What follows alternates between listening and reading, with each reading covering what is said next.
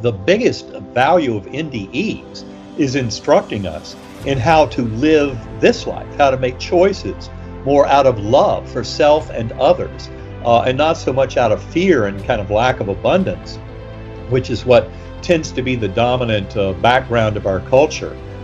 There's a spiritual nature of communication that is a higher level of understanding, that even just at face value, the way that you have interpreted it, it just seems like there's a higher level meaning there.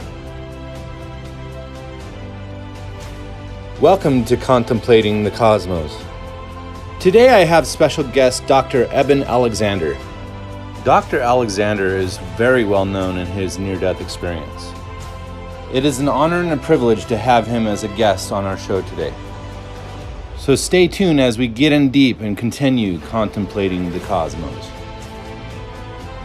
Thanks everybody for joining me. This is Charlie with Contemplating the Cosmos. I have an amazing guest today, Dr. Eben Alexander. So this is one of those things where I've been researching near-death experiences for several years now. My mom had a near-death experience. My stepbrother had an out-of-body experience. It's always been an intriguing topic to me. I didn't really get full-fledged into it until a couple years ago, trying to do some investigation of my own. And I like to hear a lot of different perspectives when it comes to near-death experience, because I've kind of seen a lot of interpretations, a lot of variables, things that factor into the specifics of the near-death experience that an individual's having. Sometimes it's just applicable to them. Sometimes it's applicable to a situation that they're part of. There's all kinds of different ways to look at it. And the reason I had you on today, Dr. Alexander, is I wanted to get a little perspective coming from your point of view. And I'll just kind of preface right now that I have kind of a worldview coming from a Christian background. I was raised into a Christian church, and now I've kind of ventured into other areas of research, I guess, in the last several years, kind of being more open-minded to other philosophies and interpretations and things like that. So I'd like to basically give you a forum just to kind of briefly touch on some of the things that you're most interested in, and maybe even touch a little bit on your experience. And the floor is yours. Okay, well, thank you very much. I appreciate that. It's important to point out, for those who don't know anything about me, that I was raised in a family in North Carolina. My father was very influential in my upbringing, and he was an academic neurosurgeon, and he had spent almost 2 years abroad during World War II as a combat surgeon in the Pacific Theater. And I'm convinced that it was his strong belief in God that was instilled in him by his own father, a general surgeon in Eastern Tennessee, who took him to that Presbyterian church every Sunday of his life. And so for my father, even though he was well aware of modern science, cosmology, physics, he had such a strong belief in God and power of prayer that there was plenty of room for both his spiritual beliefs and his scientific knowledge. And he also headed up a neurosurgical training program. So he was a globally renowned neurosurgeon and tremendous scientist. But, I, like many in our current world, I grew up in the 60s. Mm-hmm. And that was a period, kind of a heyday of scientific materialism. And I grew up knowing that science is a pathway to truth. Yeah. And then I will say that during my years, I spent 15 years teaching at Harvard Medical School, at the Brigham and Women's Hospital, and Children's Hospital, thinking I had some idea of how brain, mind, and consciousness work. And then everything got turned upside down. November 10th of 2008, that's when I woke up 4:30 in the morning with severe back pain. Soon realized I had a horrific headache, and then grand mal seizures, and I was gone from this world for 7 days. Luckily, there's a medical review of my case now available on the. People can find it at ebenalexander.com. In my blog postings for September of 2018, I talk about how the medical review validates my case. But the important thing is those three physicians who were not involved in my care were very astonished, as I was, by my recovery. And that's the piece that really demands some explanation, because when you go through my medical records, it's quite clear that this was a case of severe meningoencephalitis, bacterial, gram-negative, all the bad ingredients you can have, that absolutely should have killed me. And my own doctors estimated I went from a 10% chance of survival when I first went into coma down to a 2% chance on day 7 when I finally started to come back to this world.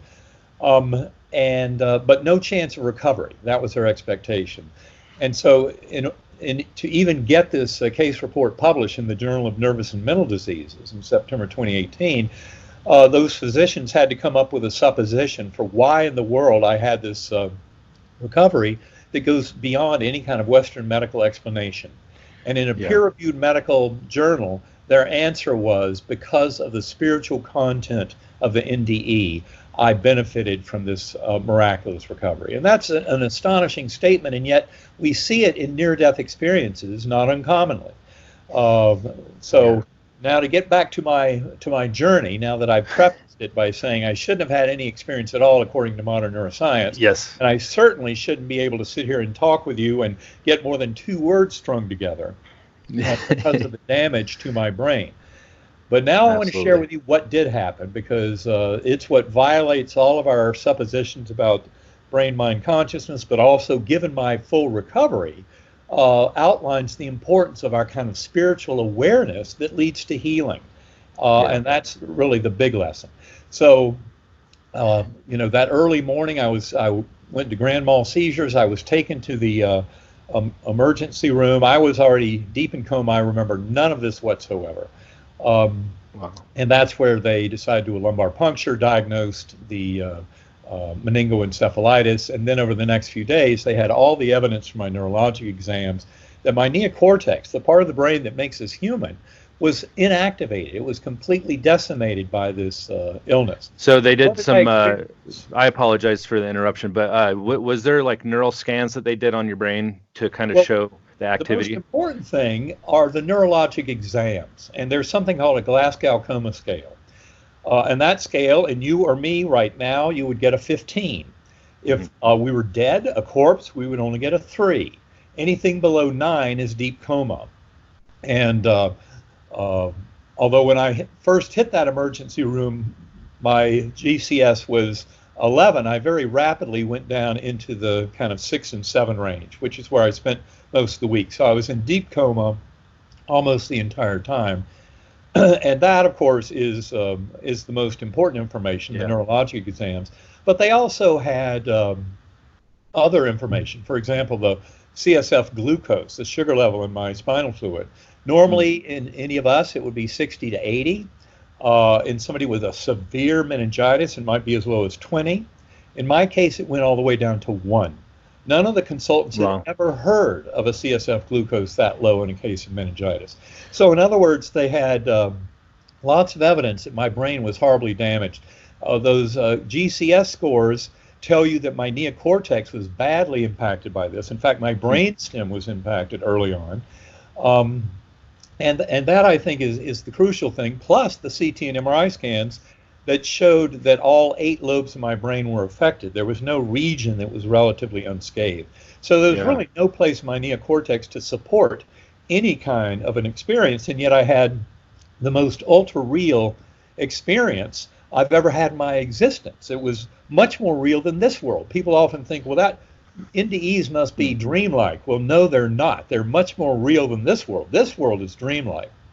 And but my experience, to get to the nuts and bolts of it all, it started in what I call the earthworm's eye view, a very primitive, coarse, unresponsive realm. And important to point out that one of the unusual features of my near-death experience is that I was amnesic. I had no memory whatsoever for the life of Eben Alexander. I had no words, no language, no knowledge of this universe, of humans, of planet Earth. Every bit of it was gone, an empty slate.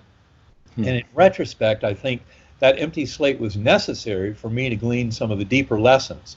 And of course, initially, when I came back to this world, My brain was wrecked. In fact, when I woke up in the ICU, I did not even recognize loved ones at the bedside. My mother, my sisters, Wow. my sons. I had no idea who they were. My brain was so wrecked, and my amnesia was ongoing. But of Wow. course, the bigger mystery over time has been, how did I have a full recovery of all my memories from life over about 2 months, to a point where 2 I months. realized they were even more perfect and complete than they had been before my coma. And this tells us something Huh. very interesting about memory, how it doesn't even seem to be stored in the brain. This is all stuff that we discuss in our newest book, Living in a Mindful Universe, Yes. co-written with my partner, Karen Newell. But Yeah. the upshot of it was, the picture here is of a very devastating brain illness that should have obliterated any kind of hallucination, dream, or drug effect because of the damage to the neocortex. Those who Yeah. understand neuroscience realize that the picture, my clinical picture at that time, would not enable any kind of experience. And that is kind of the big shocker. And of course, when you bundle that with this complete recovery, you realize we have a case that is of interest to teach us something about healing. But Yeah. getting back to my experience, it started in this very primitive, coarse realm that I call the earthworm's eye view. It was like being in dirty jello. I have a strong memory of roots or blood vessels all around me. And I'm sure I had no memory moment to moment, so it seemed to be lasting forever. But luckily it didn't. There came a slowly spinning white light with pure kind of silvery and golden tendrils off the sides. And as this white light came slowly rotating towards me out of the darkness, it came packaged with a perfect musical melody. And that is very important, because music, vibration, frequency, we often bring memories back of incredible hymns, chants, and all of that.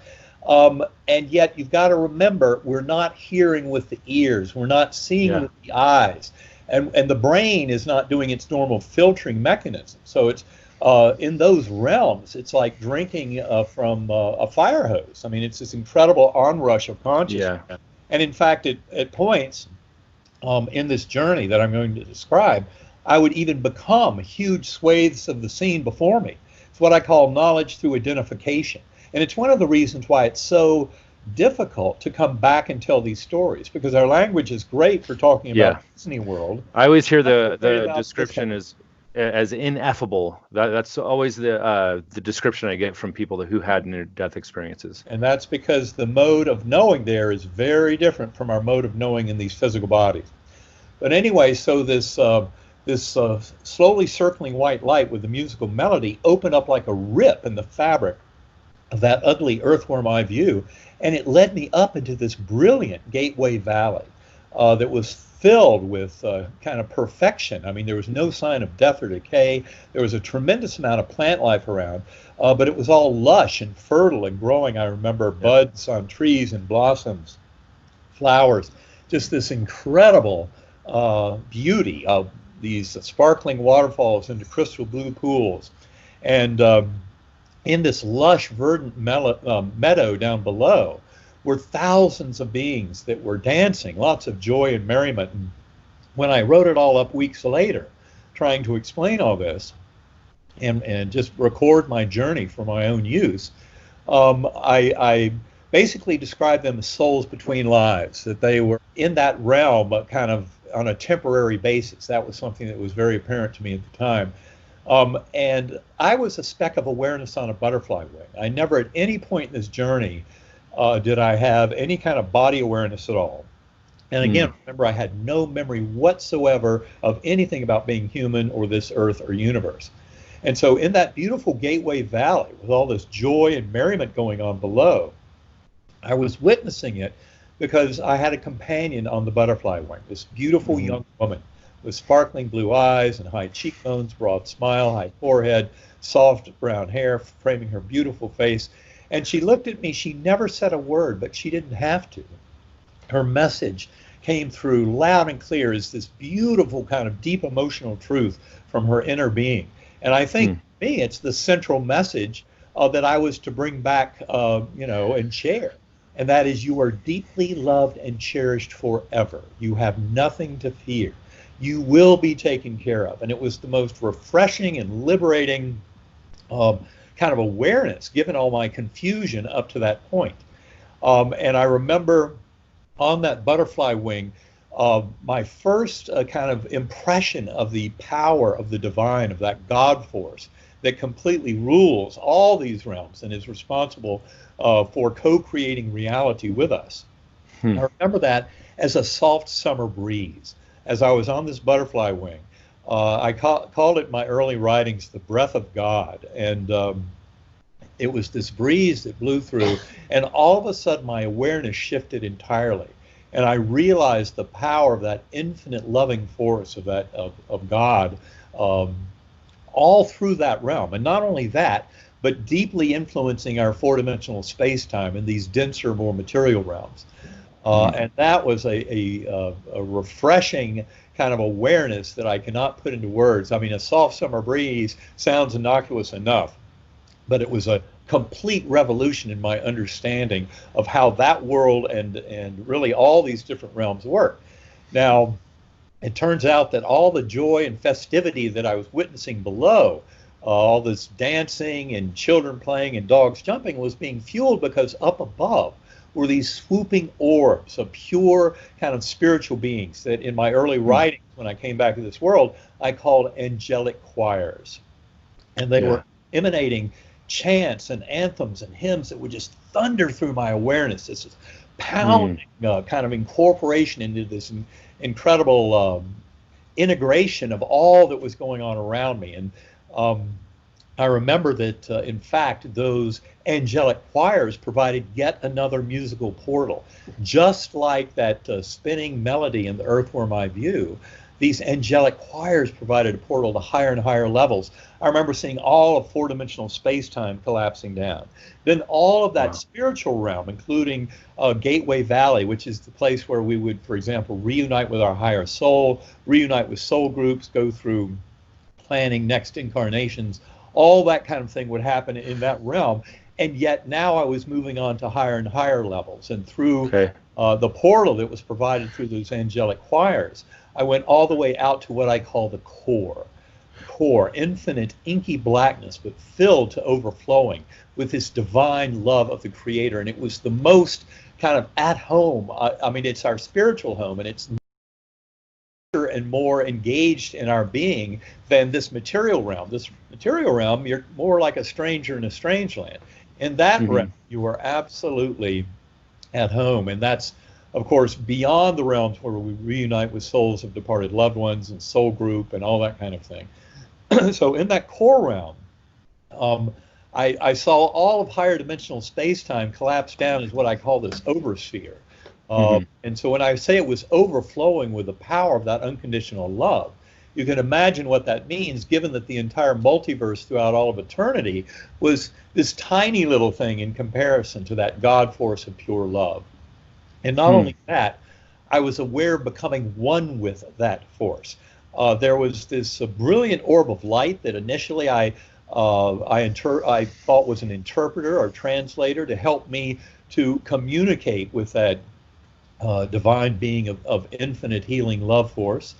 And yet there were times where I felt identical with it, as if that force is the very source of our conscious awareness. And I came away from it with a very different kind of view of consciousness and of God, that is much more one where we are one with that force. And of course, that's infinitely far from the notion of our ego, our little ego and our little kind of identification with this body and this identity in this material world is not what can resonate so fully with that God force, but it's really kind of our higher soul. The aspect of us that can see the win-win and can see how love benefits all and is always the best answer. And from that point of view, we start to become one with that higher soul, which merges directly into that ultimate source. And so in this core realm, although I was, nothing was conveyed in words. It was all in pure thought and awareness. And when I wrote those words down, coming back to this world, I made it apparent that, every time I entered that core realm, because it did happen several times, I was told I was not there to stay, that I would be taught many things. And then it was so much of this knowledge through representation, and there were incredible visions there. For example, the way that I saw something like life reviews, the life review, Yeah. your life flashing before your eyes, is described in 25 to 50% of NDEs. Yep. But I had no memory of Eben Alexander's life. So in fact, the way I saw life reviews was in two very profound visions. One is something that was very similar to what is known as Indra's net, which is basically the network of interaction of sentient beings through multiple lifetimes. And I could see the weave of this beautiful net showing our progression as souls towards oneness with the divine. So it's a different notion of reincarnation that comes out of the NDE world and out of my experience than, for example, in some religious traditions, where it's this endless cycle of suffering where you're then supposed to get off that cycle. Whereas, in fact, what I saw was a beautiful vision of how all this is interwoven, leading towards this golden center of basically of divine consciousness, of oneness with the divine, kind of along the lines of Pierre Teilhard de Chardin's view in Phenomenon of Man, where he expanded in the mid-20th century on notions of evolution and said, well, what's actually evolving is not just simple little biological systems on Earth, but that all of consciousness is in the process of evolving. And that's how I saw this kind of Indra's net vision of reincarnation and life reviews and all that. The other very powerful vision adjacent to that core realm was a flying fish. Seeing the fish going into the murky water, where, in the material realm, dumbed down, we don't have the knowledge of our higher souls, is those who study past life memories in children, like the group at University of Virginia Division of Conceptual Studies, who have studied more than 2,500 cases over the last 6 decades, suggestive of reincarnation. What they tell you is you need to harvest those memories before the child is 5 or 6, because they're natural phenomena. Just like we don't remember our dreams, even though we know dreams are important. Likewise, we're not meant to remember between lives and past lives throughout all of this life. And that's why those memories get buried. And yet there's this whole emerging science of transpersonal psychology. It's come up in the last 30 or 40 years, thanks to the work of Stan Grof, Michael Newton, Brian Weiss, and others, that indicate that you can best make sense of the issues and challenges that face somebody in this life when you recognize that they've lived previous lifetimes. And this is absolutely essential to making any kind of sense of our journey here on this earth and of all the challenges and hardships we see.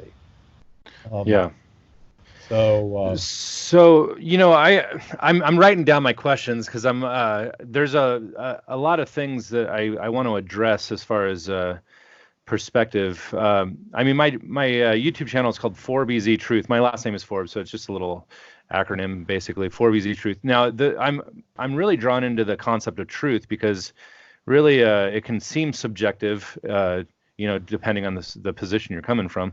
Now, in regards to your experience, kind of reminded me of the myth of Ur. So, like, they come up into this area where they separate, and then they end up in this valley where they're basically intermingling with each other. And it just reminded me of that. I don't know if I'm sure you've looked into the myth of Ur. I have. I'm familiar with that. I mean, I think when you look at NDEs broadly, you find that that kind of landscape quite commonly, and it is independent of culture or religious beliefs. I think there's a lot of commonality in NDEs that really shows we need to revise kind of our religious views, because in fact, the deepest mystical traditions of all the great faiths are very much in agreement. And it's only when you get out into the kind of details of orthodoxies presented to the masses that you start finding these various kind of conflicts. And from my point of view, those are very misleading, in that in fact there are ways that we can see forward to much more robustly consolidate kind of our religious and spiritual beliefs into a system that's aligned with the commonality revealed through near-death experiences. Yeah. So I kind of liken kind of this awareness to like a great awakening or the enlightenment that we were looking forward to in the Christian perspective. In the last days, people will gain more knowledge, and then others will actually just fall away and go fast asleep. So there's like a division that's happening between people. There's a separation from sheep and goats, so to speak. And I do see patterns of faiths, and as I started venturing outside of my box, so to speak, I started noticing the patterns.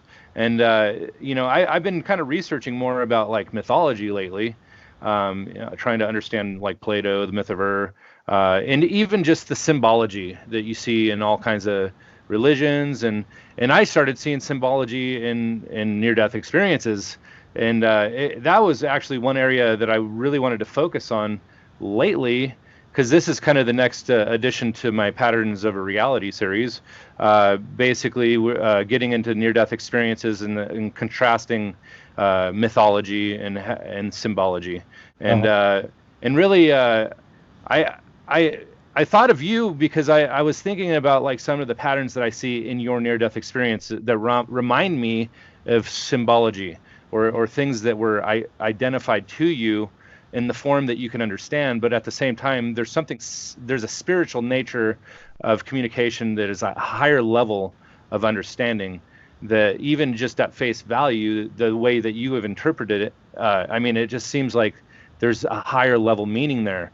And that's one of the things that I am really trying to contrast lately, is the higher level meaning, and the fact that you were having this awareness.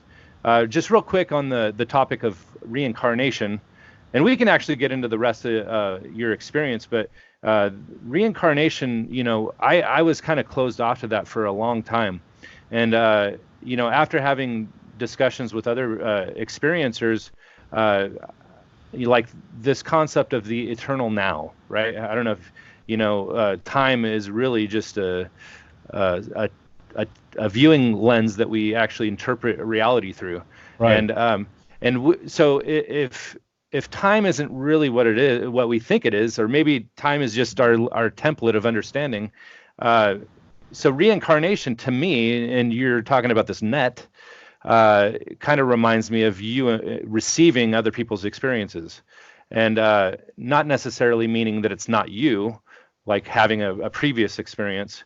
Right. So it's almost like maybe that net is really just the eternal now. It's everything that's simultaneously happened now. You know what I'm saying? I would say that's a good way to look at it. The only problem is, of course, most of us in our bodies tend to kind of get focused into a now here that makes it difficult for us to imagine simultaneous nows occurring in other times and spaces. And yet, essentially, that's what the life review shows us beautifully.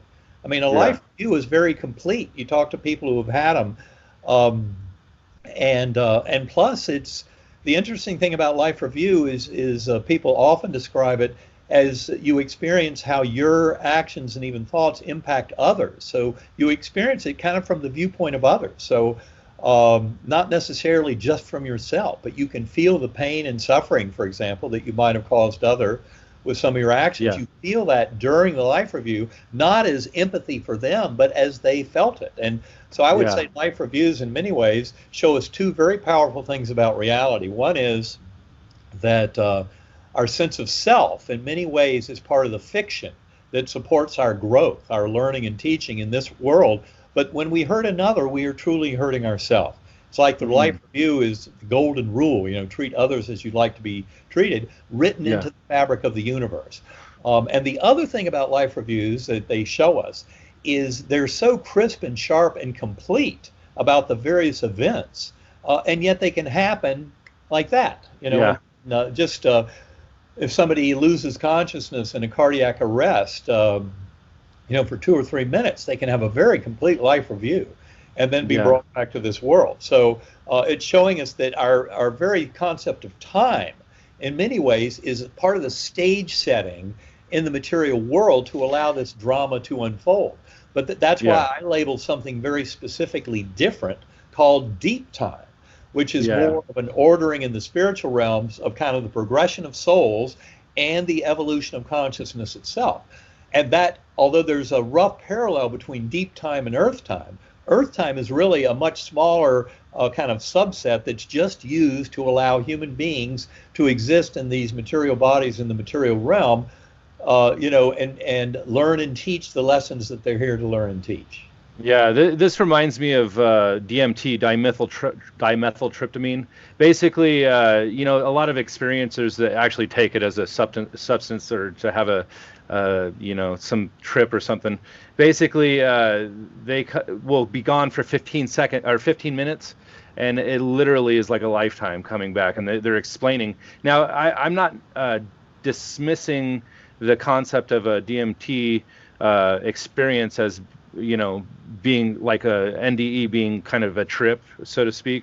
But I'm looking at it like it's linked to a similar kind of experience. Like there's a DMT released in the brain when someone's dying, if I understand correctly. And I think that maybe as a neuroscientist, you would understand a little more about DMT than I would, to be honest. So yeah, I can what's make your thoughts on that? a few comments about that. I mean, people. Yeah. It's one of the hypotheses I entertained in the appendix of Proof of Heaven, because of course a lot of people were saying, "Well, it sounded like you had a DMT experience." Well, I think there's a tremendous amount of kind of overlap between what we would call our dream space, the realms that we encounter in dreams, and also in the realms encountered in psychedelic drug experiences. So I think there's a lot of overlap, and especially NDEs. From my point of view, NDEs would be kind of the tip of the spear. They're really the purest and most robust form of interaction with that spiritual realm. But I believe we come to a close approximation of it when we learn to manage dreams, and also I think psychedelics. Yeah. Now, important to point out, psychedelics, luckily, are now being viewed as therapeutic agents and are showing tremendous possibility. For example, psilocybin, in experiments done at Johns Hopkins, at NYU, psilocybin is showing tremendous potential to help eradicate the fear of death in cancer patients. One dose can be effective for 6 to 12 months. I mean, it's astonishing. In the proper therapeutic setting, I'm not talking about casual recreational use, but in a proper therapeutic setting, magic mushrooms can be very powerful to help in that fear. Likewise, they've been used in treating severe addictions. Nicotine, which is one of the toughest addictions in the world, opiates, alcoholism. And I would say that psilocybin is doing this by basically helping to open the channels to our higher soul. That's essentially what an NDE does, and I believe similar things can be done through psychedelics. Now, my partner and co-author, Karen Newell, and I wrote a book, Living in a Mindful Universe, which I just so happen to have here. And in that book, we talk a lot about use of what's called sacred acoustics, binaural beat, differential frequency sound for brain entrainment, which I use an hour or two a day for meditation. And there are reasons why we think that this can be a very powerful tool that would even replace those psychedelics in accomplishing the same kind of goals. And for example, we just recently had a pilot study using sacred acoustics that was in a psychiatric practice in New York City. Dr. Anna Yusim, Y-U-S-I-M. She wrote a beautiful book on spirituality and psychiatry called Fulfilled. I highly recommend that book. But Karen and I participated with Dr. Yusim, and Dr. Yusim wrote up a study where she found that 26% of her patients who presented to her busy New York City psychiatric practice with anxiety, depression, some with suicidal ideation, that these kind of things were improved dramatically over 2 weeks by 26% in people who were also listening to the sacred acoustics tones. And these are tones that have an influence in the lower brainstem, and I think that's why they're so powerful at allowing us to generate transcendental states of conscious awareness. But I believe that all this work with psychedelics showing kind of this ability of higher soul to help guide us into a therapeutic motif, especially in facing addiction and fear of death and things like that, I think it's very, very powerful. And the other point I'd like to make about psychedelics that a lot of people don't understand, but it's astonishing, and this is as revealed through several recent scientific papers, And the first of these papers I was aware of came from Robin Carhart Harris in Imperial College London, and is listed in the bibliography of Proof of Heaven, even though the textual references to it were stripped out by editors in that book. But Karen and I talk about it a lot in Living in a Mindful Universe, and especially the fact that the modern studies show with functional MRI, magnetoencephalography, other ways of looking at the brain activity very specifically, that under the influence of things like psilocybin, as shown in 2012, and then more recently a paper from Brazil using functional MRI looking at dimethyltryptamine, the active principle in ayahuasca that you mentioned a minute ago. And more recently, the Imperial College in London group also putting out a paper on LSD, which is the most powerful such serotonergic psychedelic drug. And they all find the same thing. The brain goes dark. For anyone who's ever been under the influence of those drugs, you think, well, the brain must be lighting up like a Christmas tree. Yeah. All this incredible mental phenomenal experience you're having. No, the brain is getting out of the way. The brain is not generating those experiences. Consciousness is the realm where all that happens, and the brain is going dark to allow it. So it's one beautiful example of how science can be very useful at assessing some of these deep spiritual questions. When you find the brain is not generating that, that helps us to realize we need to dig much deeper to come up with explanations. Yeah, you were explaining that you had a guide with you, and it kind of makes me think about, like, when you're having a near-death experience, in my view, you're probably having a similar reaction like a DMT trip in the brain or whatever. I use the word trip because that's the word that, anyways, as far as But remember that just like in all those psychedelic studies, you can talk about DMT till the cows come home, but ultimately all that you're witnessing and all the causality of it is beyond the material realm. It's not being caused by DMT. That's one of the biggest mistakes people make. Even though you may find a big explosion of DMT in the brain, that doesn't mean that that is what's causing the experience. Gotcha.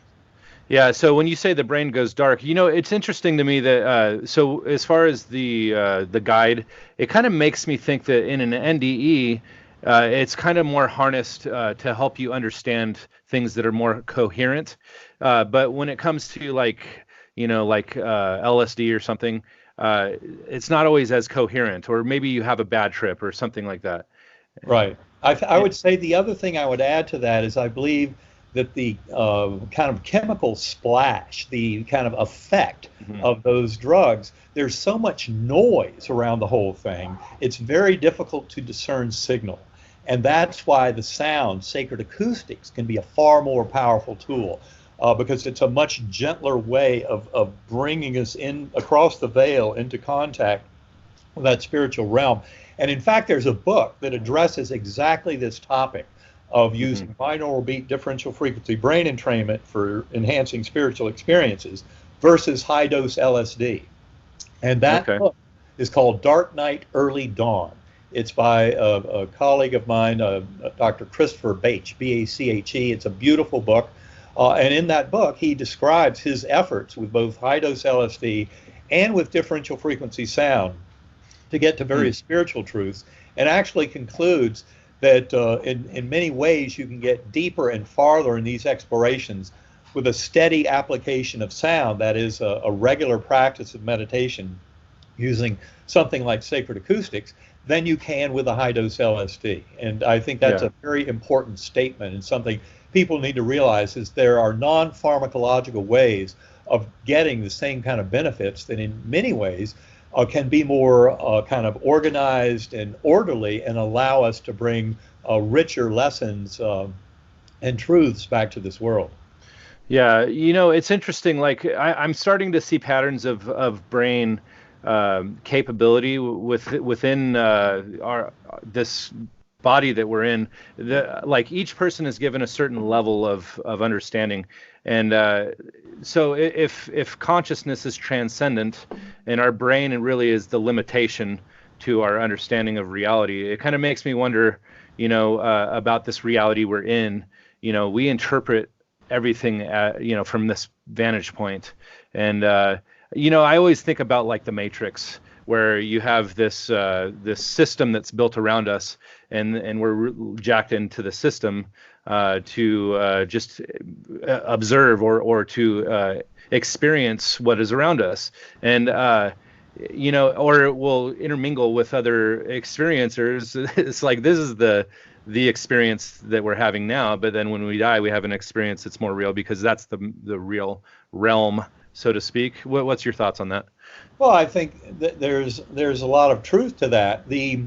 I would point out that I believe that all of our soul work gets done here.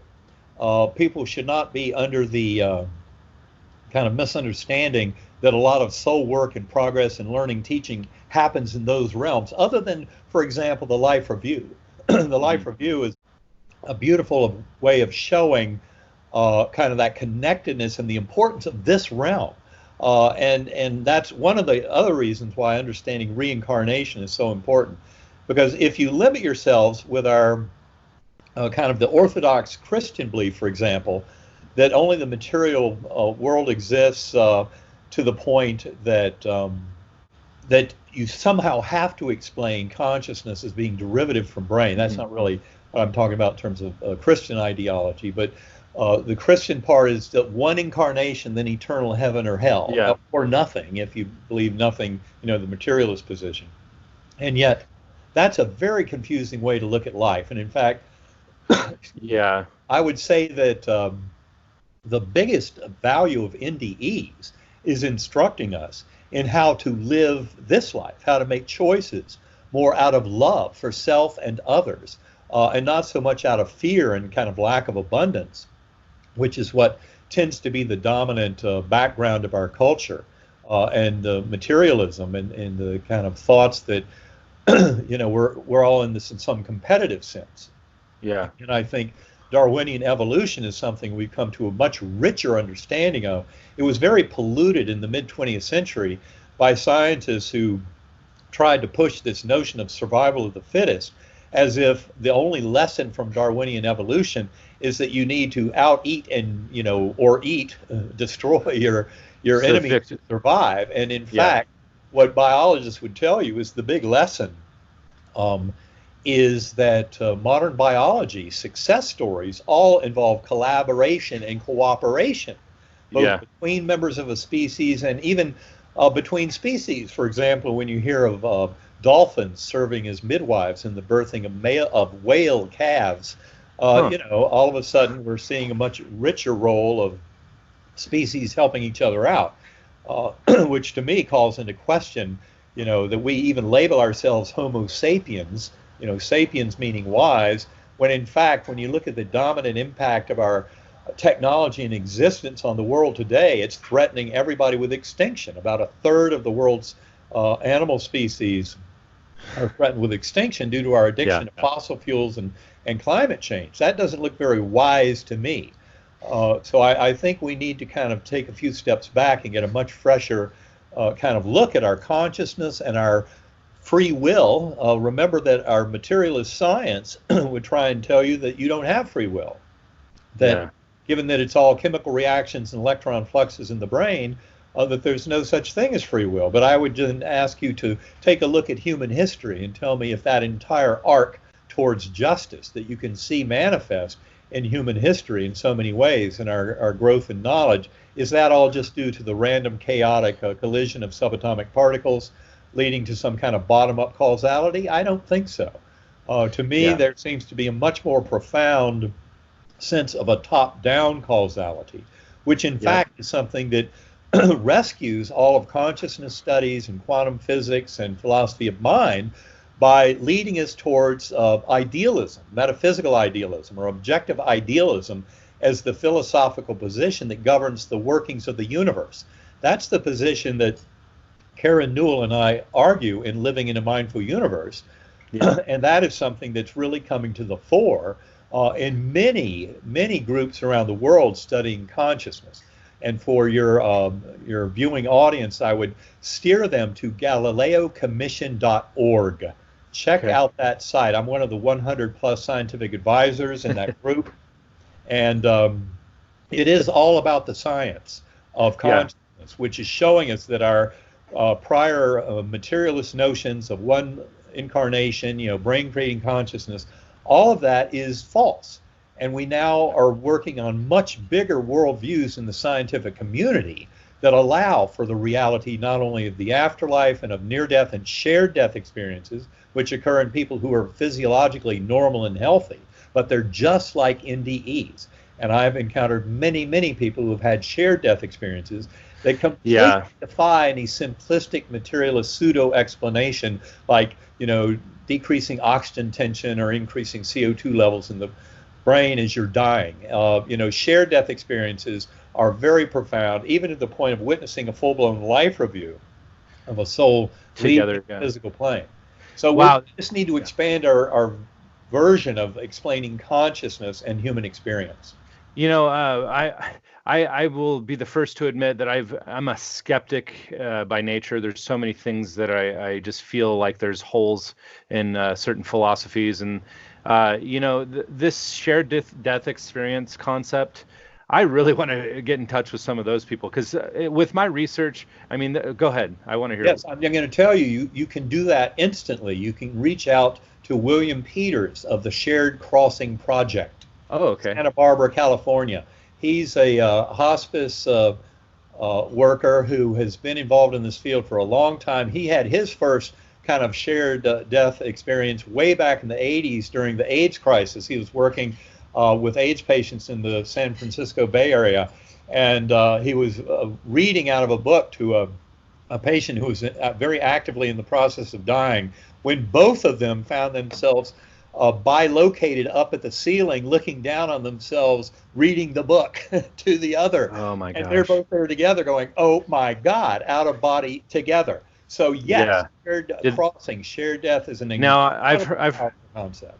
I've heard people will cross over, like I don't remember the guy's name, but I listened to a near-death experience production where this guy basically he fell asleep at the wheel and his wife and his son died in the crash, and his it was Jeff Olson. Yes, so he was explaining how he had a shared death experience with his wife, and basically his wife was saying, "You need to go back and take care of our son, the remaining son that was a survivor." Yes. And I'm getting tingles just thinking about it. It's like there's something more to a shared death experience that it defies science, mainstream science as we know it.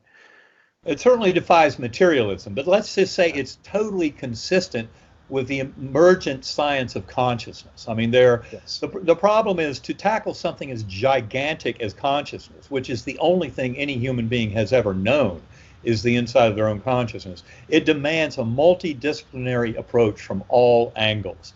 And that's why even great physicists might not necessarily have anything to say about consciousness. For example, Stephen Hawking. He was a brilliant physicist, has a tremendous amount to say about information flow and black hole thermodynamics. But in his final book, when asked about does God exist, he's very confident saying, no, not based on my experience. I think he would give us a different version interpretation now. Yes. But I will promise you there are many scientists. GalileoCommission.org is just the beginning. I'm on email lists with several groups of scientists around the world who study consciousness, and believe me, tremendous progress is being made. This world is on the verge of a tremendous wake-up call. I would say it'll make the Copernican revolution, where humanity started thinking that the Earth might not be the center of the universe, but maybe it was the sun. That will be a very minor change in our thinking compared to what I think is coming over the next decade or two in our awakening to the reality of consciousness as fundamental in the universe. Yeah, consciousness was kind of the start of my pursuit after looking into near-death experiences initially. I started realizing that there was definitely something transcendent. And it's funny that you mentioned Stephen Hawking, because I had a clip of him in my first documentary that has almost like 250,000 views now, talking about consciousness. He was saying there is no God, and he takes comfort in that, basically. And to me, God has a whole nother identity as far as like when I initially went into it. I don't necessarily look at God like a person. I look at God as a spiritual essence, I guess you could say. Right. But anyways, what were you were about to I say was just something? going to say that God is a force of pure love, but I would say, uh, again, remember, Hmm. what is it that comforts near-death experiencers? Why is it they come back to this world and they have no fear of death? It's because they have basked in that incredible ocean of pure love and oneness back in our spiritual home. It's very comforting. There's absolutely nothing to fear about it. But the crucial thing, unfortunately, you hear people that, especially if they still harbor that belief of one incarnation, then eternal heaven or hell, and they're having Yeah. a miserable time in this life, they think, well, why not just kill myself? And then I'll just spend forever up there, enjoying those beautiful heavenly realms that all these NDEers talk about. That's why it's so crucial for everybody to get reincarnations absolutely real. If you off yourself, you're dodging the problems. There's no way out but through. And if you do Yeah. that and cannot make any kind of amends in the life review, the same kind of circumstances that might have led you to suicide in this life will be set up in that next life. So it never, ever is the correct decision. Homicide and suicide are violations of some fundamental principles of why we're even here and what the purpose of sentience throughout the cosmos is. So very crucial that people get the importance of this bigger picture and don't just think you're going to commit suicide and get out of a bad situation here forever. That's not the way it works. We have a responsibility for our choices and actions in this world. There's a tremendous sense of justice in the universe. That's why it's better to treat everyone as you would like to be treated all the time without exception. When you talk about like a consciousness collective, you bring your minds together to kind of understand the bird's eye view better. Now, I often think of near-death experiences from a bird's eye view now because I'm realizing that there's so many different perspectives. And I've actually interviewed people that have had hell experiences, and I've interviewed people that basically their interpretation of hell was actually their personal experience because they needed to see hell in order to have a transformation when they came back. Well, in a Uh, lot of those cases, it's simply a life review where if you've been busy handing out a lot of pain and suffering to others, that life review is not going to be a very pleasant thing because you'll be on the business end of all that. In fact, I think that all of our notions of hell came from life reviews that uh, showed that we had not been, treating others as we would like to be treated. It's almost like that realm is very neutral on the issue, but given that in the life review we have to experience how we've, chosen to treat other people, most of us would like to be treated kindly. And that's why the life review is just this beautiful arbiter and lesson that, well, then to go on and do it. Treat others kindly. Don't forget this. We're responsible for our choices.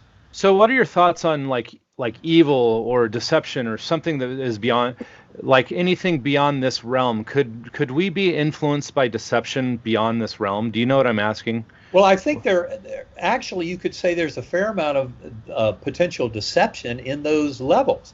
For Yeah. example, if I had just gone to the Earth Were My View, which is where I spent a tremendous part of time early on in my NDE, and then come back to this world, I would have had a hellish NDE. I think that Hmm. in general they're just kind of impartial, or they're partial. They're not a complete immersion and kind of process through the experience.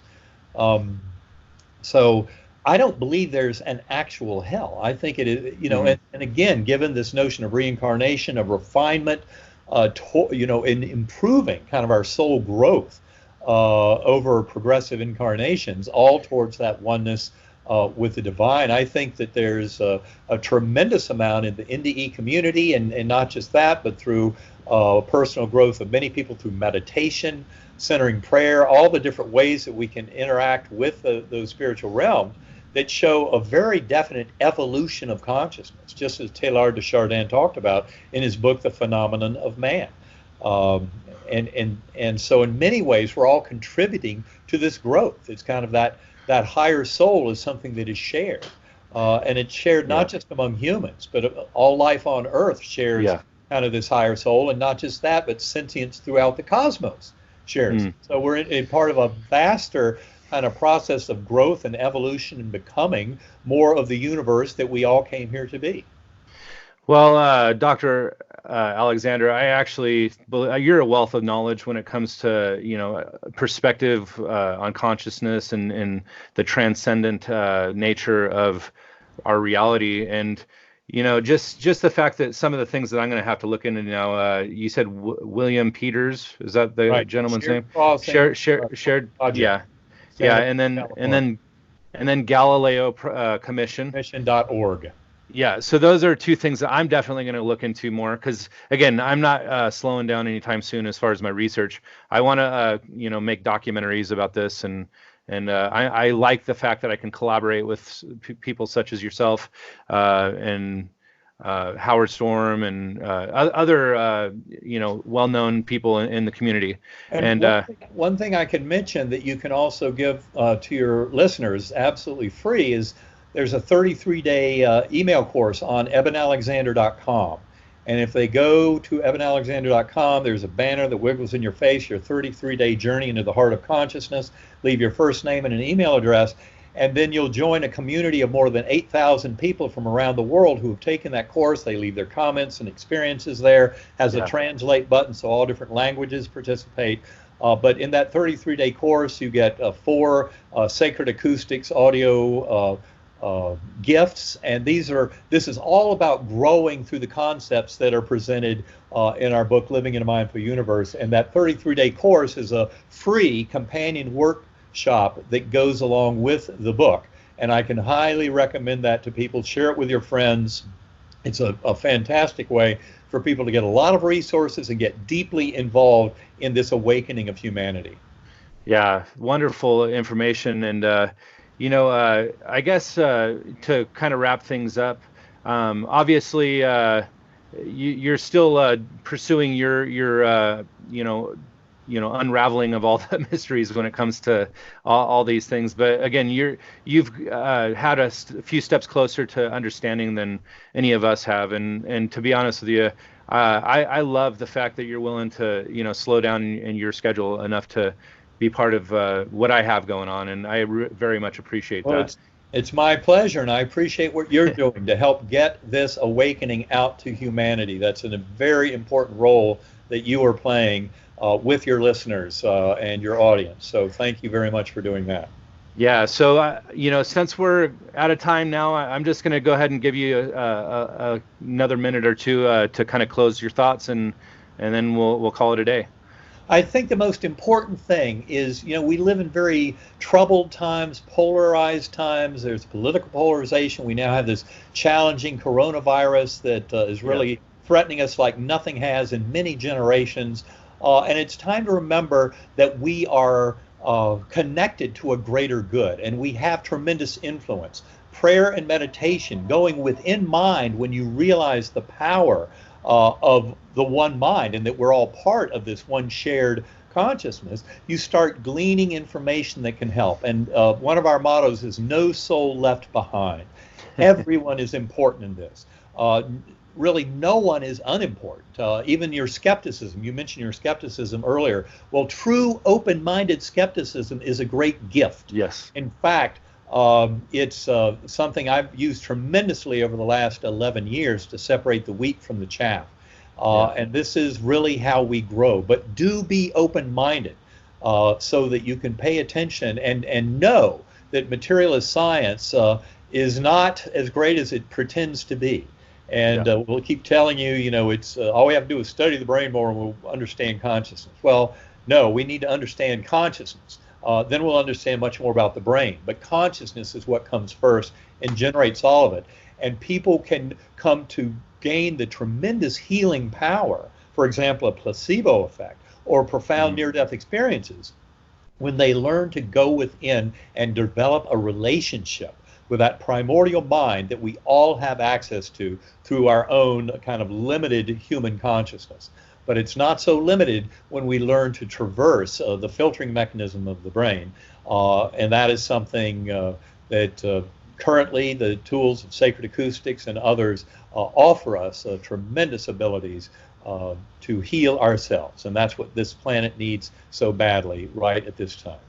Yeah, well, I hope my listeners will check out some of the resources that Dr. Alexander had to offer here. And again, I very much appreciate your time today. And maybe here down the road, I would love to have another opportunity to chat. But or Let's do it. if you ever make it to like one of the NDE conferences, I'm actually considering going to the Utah one here pretty soon. But Good. it Well, we depends. were actually scheduled to go out to Sun Valley to talk this June, although I don't know if that's Oh, going to happen now with all the coronavirus oh, issues. that's a lot closer to me. I'm in Boise, Idaho. So Yeah, well, keep an eye on my website because I know Sun Valley. I've been there several times before.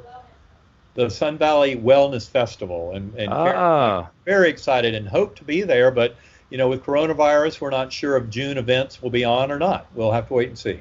wow, I'll have to check Everybody, that out. stay safe out there and wash your hands. Don't touch your face and social isolation at least for the next few weeks. Yeah, you should have gotten toilet paper a while back. Just saying. No, I'm Exactly. just If kidding. you haven't, you're out of luck. Moss works great, I'm told. Yeah, or get a bidet or something. Yeah. All Exactly. All right. right. Thank you so much, Charlie. Good talking with you. Thank you, Mr. Alexander, and we'll talk to you soon. All right. Sounds great. Bye All bye. right.